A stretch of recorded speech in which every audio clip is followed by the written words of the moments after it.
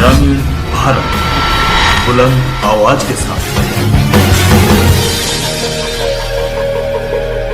ज्वालापुर विधानसभा के एएसपी प्रत्याशी engineer SP Singh ने लोगों से जनसंपर्क किया। इस दौरान आजाद समाज पार्टी के राष्ट्रीय अध्यक्ष चंद्रशेखर आजाद भी मौजूद रहे। इस जनसंपर्क के दौरान इंजीनियर एसपी सिंह को लोगों का भारी समर्थन मिला। लोगों ने फूल माला पहनाकर चंद्रशेखर आजाद एवं एसपी सिंह का जोरदार स्वागत किया। चंद्रशेखर आजाद की बढ़ती लोकप्रियता को देखकर कह सकते हैं कि इसका फायदा चुनाव में प्रत्याशियों को मिल सकता है। वहीं चंद्रशेखर आजाद ने कहा कि हरिद्वार एक प्रसिद्ध क्षेत्रों में से एक है, लेकिन यहां अभी तक लोगों को मूलभूत सुविधाएं नहीं मिल पाई है। आजाद समाज पार्टी उत्तराखंड में आते ही सबसे पहले युवाओं को रोजगार और नारी शक्तियों को उनका हक दिलाने का काम करेगी। वहीं एसपी सिंह इंजीनियर ने कहा कि लोगों का लगातार प्यार और सम्मान हमें मिल रहा है। जिस क्षेत्र में हम जाते हैं उस क्षेत्र के लोगों द्वारा फूल मालाओं से हमारा स्वागत किया जाता है, जिससे साफ कह सकते हैं कि अब की बार विधानसभा ज्वालापुर में आजाद समाज पार्टी विजय होगी। पत्रकार नौशान रजा की रिपोर्ट देखते रहिए ग्रामीण भारत बुलंद आवाज न्यूज चैनल, खबरें आपके क्षेत्र की।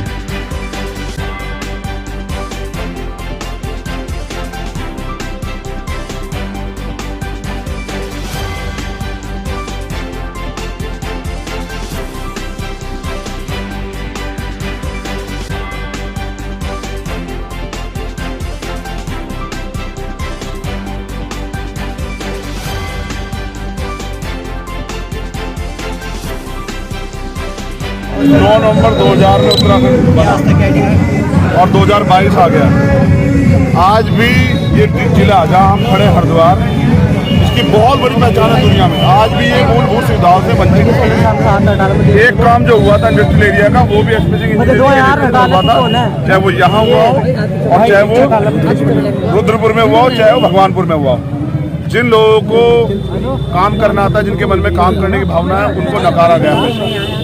एसपी सिंह इंजीनियर किसी पहचान के मोहताज नहीं। हमें विश्वास है कि वो इस विधानसभा जीतेंगे और उनके जीतने के बाद यहाँ रोजगार की व्यवस्था सबसे पहले, क्योंकि मैं खुद एक नौजवान बेरोजगारी के दर्द को समझता हूँ, तो नौजवानों के लिए रोजगार की व्यवस्था, सबके लिए मुफ्त पढ़ाई, क्योंकि जिस तरह से महंगाई बढ़ रही है, भ्रष्टाचार बढ़ रहा है, गरीब लोग नहीं पढ़ पा रहे, सबके लिए मुफ्त इलाज, जैसे नेताओं का होता है, जैसे अधिकारियों को मिलता है, ऐसे ही आम जनता को भी मिले।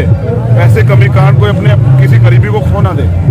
और सबसे ज्यादा जरूरी महिला सुरक्षा, महिला सशक्तिकरण, महिलाओं घर पे रोजगार, जो बुनियादी काम है उन पे हम लोग काम करेंगे, धर्म और सांप्रदायिकता की राजनीति से बाहर निकल गए, क्योंकि 71 साल के लोकतंत्र में इससे कुछ मिला नहीं आम जनता को। अब बात होगी भाईचारे की, अब बात होगी अवसर की, अब बात होगी रोजगार की, अब बात होगी महंगाई भ्रष्टाचार के खिलाफ, अब बात होगी नौजवानों के सशक्तिकरण की, महिलाओं की तरक्की की, और इस क्षेत्र से किस किस कहाँ से जो है ना रोजगार के अवसर तैयार किए जा सकते हैं, उसका पूरा मैनिफेस्टो बनाया हमने।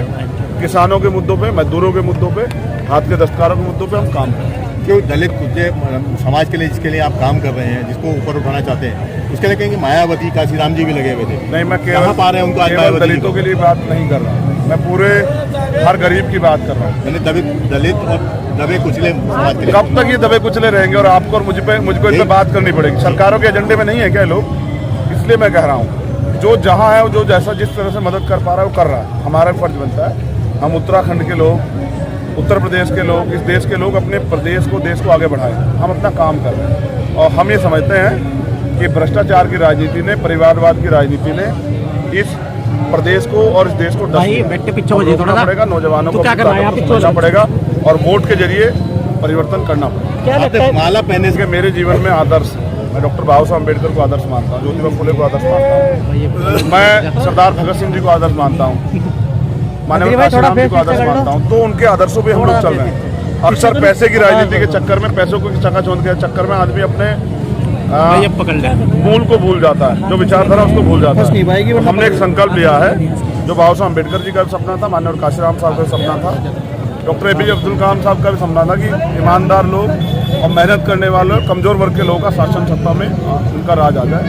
हम लोग उस पर काम करें। जिस दिन इस देश में प्राइम मिनिस्टर बनेगा आजाद समाज पार्टी का, उस दिन मैं माला पहनूंगा। उससे पहले ना मैं पैसे की माला पहनूंगा, ना फूलों की माला पहनूंगा। कई बार लोग कार्यकर्ताओं को इसका दुख होता है, लेकिन जब वो मुझे सुनते हैं तो वो इस बात को समझते हैं कि मेरा संकल्प मेरे लिए कितना महत्वपूर्ण है। क्या चीज़ पा रहे हो? उत्तराखंड में आजाद समाज पार्टी के बिना सरकार नहीं, और आजाद समाज पार्टी हर भारतीय संविधान के अकॉर्डिंग जो होता है वो सब ठीक है, लेकिन भारतीय संविधान के विरुद्ध में जाके कोई भी गलत काम करेगा तो भीम आर्मी आजाद समाज पार्टी के लोग खड़े मिलेंगे, और किसी के लिए भी, किसी जाति धर्म के लिए उनके साथ खड़े मिलेंगे जो पीड़ित होगा। देखिए आज भी महिलाएं 10 बजे के बाद नहीं निकल पाती, तो 71 साल में बदला क्या? अगर हम जो आधी आबादी है उसको उसका विश्वास नहीं जीत पा रहे हैं, उसके लिए कोई अवसर नहीं खोज पा रहे हैं, तो बदला क्या है? तो बदला नहीं, इसलिए जो लोग नहीं बदलना चाहते उनको बदलना पड़ेगा। इसलिए मेहनत का ईमानदार शोषित वंचित वर्ग की पार्टी जो है आजाद समाज पार्टी, वो इस बार आगे बढ़े। चंद्रशेखर आजाद के बाद जिम्मेदारियाँ बहुत है, लेकिन मैं तो नॉमिनेशन कर आया हूँ कल। योगी आदित्यनाथ जी को भी हरा के बताएंगे कि लोकतंत्र है, राजा का बेटा राजा नहीं बनेगा, आगे वो बढ़ेगा, सदन में वो जाएगा जो हकदार होगा, जो मेहनत करेगा, जो लड़ेगा, जो गरीबों की आवाज़ बनेगा। जिस तरह से समर्थन है एक युवाओं का, एक बहनों माताओं का, और ये पूरे समाज का लगभग 80% ये समर्थन बहुत है। बाकी बुजुर्गों का बहुत समर्थन है, और आशा विश्वास है कि इस बार वो नए व्यक्ति को चुनेंगे और अवसर देंगे जिन लोगों ने सिर्फ और सिर्फ उनको ठगा। धन्यवाद। आप देख रहे हैं आज हमने खेड़ी स्कोबर से स्टार्ट किया था, 2 विधानसभाएं हमने कवर की, इसमें आलापुर और गांधीपुर है, और हर जगह इतना उत्साह लोगों के अंदर है कि हम लोग निकल नहीं पा रहे लोगों के बीच से। हम सोच रहे थे कि 3 विधानसभाएं कवर कर देंगे, परंतु समय इतना लग रहा है, चारों तरफ जनसैलाब उमड़ा हुआ है, और हमें लग रहा है कि बहुत बड़ी बदलाव की बात ये तैयार चल रही है।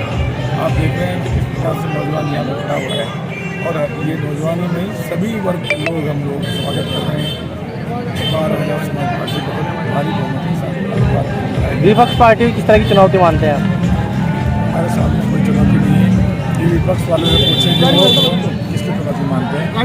हम लोग ये समझ लीजिए कि हर व्यक्ति के लिए चुनौती हम लोग हैं, और वो हम लोग को टारगेट करके आगे बढ़ रहे हैं। दलित समाज की दूसरी पार्टी है, तो लोग बहुजन को अपनाएंगे आजाद समाज पार्टी, क्या लग रहा है? ये बात का अभी छोड़ दीजिए, ये दलित समाज की पार्टी है, ये सर्व समाज की पार्टी है, ये किसान की पार्टी है, मजदूर की पार्टी है, और हर दलित वर्ग की पार्टी है।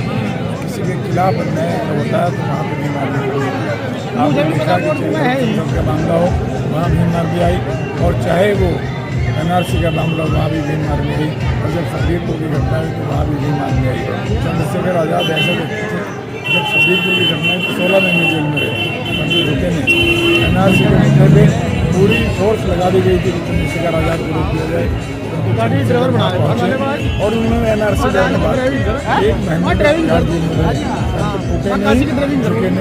और ये उत्तराखंड में आजाद समाज पार्टी का पहला चुनाव है कि यहाँ कहाँ तक के यहाँ के उत्तराखंड के लोगों के दिलों में जगह बना पाएगी, किस तरह का लगता है? देखिए, हमने पूरे कैंडिडेट पर कम की हैं, लड़ाई हैं, परंतु ये निश्चित है कि कोई भी पार्टी हमारे लिए सरकार नहीं बना सकती। हम लोग हरिद्वार कैंडिडेट 5 से 6 सीटें जीतेंगे मिनिमम, और कई सीटें मैंने देखा है उन सीटों को हम पहले असेसमेंट में नहीं ले रहे थे, उन सीटों पर भी रेस्पॉन्स बढ़ता जा रहा है। आने वाले 2-3 दिन में मुझे लगता है कि स्थिति और बाहर भी पलटेगी, और ये इतिहास बनने जा रहा है, क्योंकि आजाद समाज पार्टी का पहला विधायक अगर हरिद्वार से बनता है तो ये एक इतिहास की बात होगी। पहला एजेंडा क्या है आपका विधानसभा में? विधानसभा के एजेंडे की बात छोड़ दीजिए, हम लोग पूरे उत्तराखंड के एजेंडे की बात कर रहे हैं। हमारा के लिए कितने आश्वस्त हैं? सबसे पहले हमारा जो एजेंडा है वो विकास का एजेंडा है, नौजवानों के लिए रोजगार पैदा करने का एजेंडा है, क्योंकि जो कंसेप्ट हमारे पास रोजगार पैदा करने का है और यहाँ पे इकोनॉमी बनाने का वो किसी के पास नहीं है, ये आप सब जानते हैं। क्योंकि सिडकुल जब से आया था इस प्रकार से यहाँ इकोनॉमी बढ़ी, और यहाँ की GDP पूरे हिंदुस्तान में सबसे ज़्यादा हो गई थी, तो कंसेप्ट हमारा था। अब जीत के लिए कितने आश्वस्त हैं?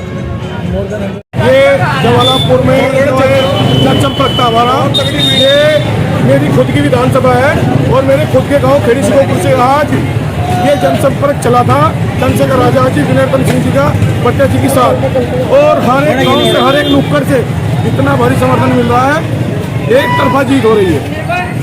तो क्या लगता है आने वाले समय में आजाद समाज पार्टी कहाँ तक कितने सीटें जो है उत्तराखंड में ला पाएगी, किस तरह का? देखिए, आप समझ सकते हैं, भीम आर्मी आजाद समाज पार्टी के लोग घर घर का काम करते हैं, कहीं पर भी कोई शिकायत मिलती है, किसी पे अत्याचार का शोषण होता है, किसी बहन बेटी के साथ छेड़खानी होती है, किसी को परेशान किया जाता है, वहाँ तुरंत पुलिस से पहले भीम आर्मी के लोग पहुँचते हैं। तो ये आपको समझना पड़ेगा, भीम आर्मी के लोग, आजाद समाज पार्टी के लोग हर एक घर में हैं, तो आपको जानना पड़ेगा कि कौन जीत रहा है। और हम जिला हरिद्वार के अंदर 7 सीटों पर जबरदस्त लड़ाई लड़ रहे हैं। ऐसे करते हैं किस तरह का भाई हम लोगों ने, मेरी खुद की विधानसभा है, हम लोगों ने यहाँ काम किया है, तो लोगों से अपील कर रहे हैं, लोगों से आप देख रहे हैं पूरा तांता लगा हुआ सुबह से मेरे गांव से, खेड़ी सुखोपुर से, और आज हम सुबह से लेकर अब तक यहाँ पहुँचे में, तो आप देख सकते हैं कितना जबरदस्त, कितना जन समर्थन मिला है। और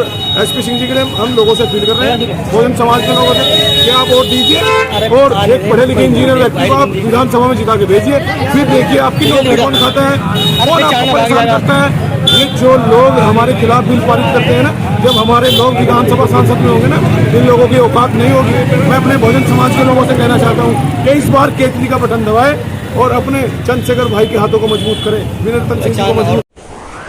ग्रामीण भारत बुलंद आवाज के साथ।